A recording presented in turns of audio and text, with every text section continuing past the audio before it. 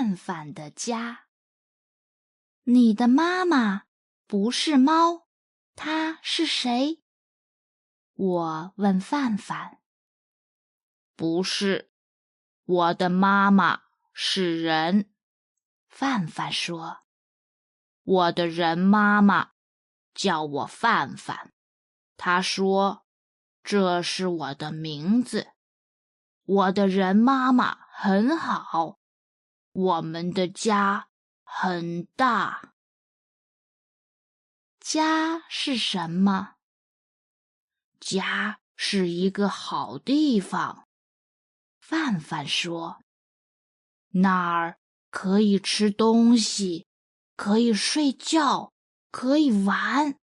在人妈妈家里，我可以吃很多东西，水果、米饭都很好吃。